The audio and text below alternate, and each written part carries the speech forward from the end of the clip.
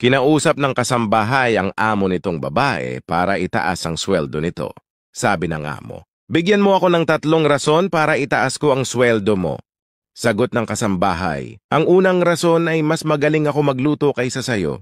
"Sino nagsabi niyan?" tanong nung amo. "Sinabi po ng asawa niyo, ma'am," sagot nung kasambahay. Sabi ng amo, "Well, naiintindihan ko, kasi totoo naman. Ang pangalawa naman po ay mas masipag ako maglinis kesa sa inyo," sabi ng kasambahay.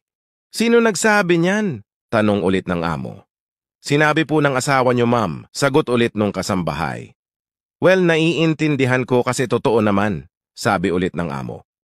Nagsalita ulit ang kasambahay.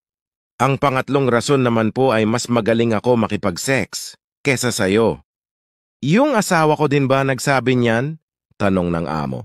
Sagot naman nung kasambahay, "Hindi, sinabi po ng driver nyo." "O sige, gaano ba kataas ang gusto mong sahod?" Ang magtatay ay nagdadasal bago matulog. Sabi ng anak sa kanyang dasal, "Salamat Lord, good night. Rest in peace, Lolo." Nagtaka ang tatay kung bakit sinabi ito ng anak.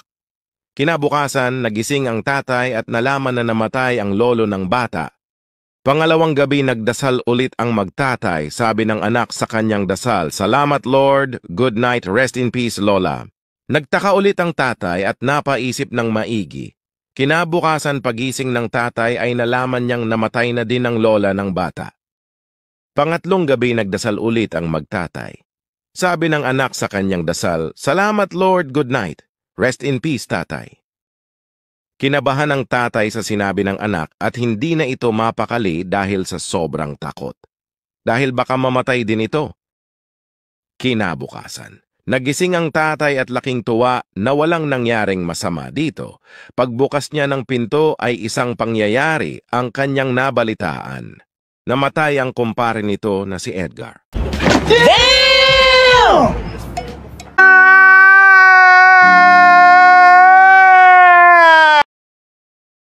Nagiinuman ang 3 tatay at umihi yung isa, nag-usap yung 2 tatay.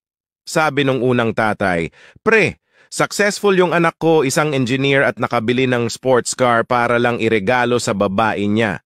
Sumagot yung pangalawang tatay, "Successful din anak ko, pre. Piloto yung anak ko at bumili siya ng helicopter para lang sa babae niya." Bumalik na yung isang tatay, "Ikaw pre, kamusta yung anak mo?" tanong nung 2. Sumagot yung pangatlong tatay, "Naging bakla yung anak ko at nagtatrabaho siya sa isang gay bar." Sabi nung isang tatay, "Sorry sa naging anak mo pre, sobrang disappointed ka siguro sa kanya." Sumagot yung pangatlong tatay, "Proud ako sa anak ko. Meron siyang 2 boyfriend at niregaluhan siya ng sports car at helicopter noong nakaraan lang.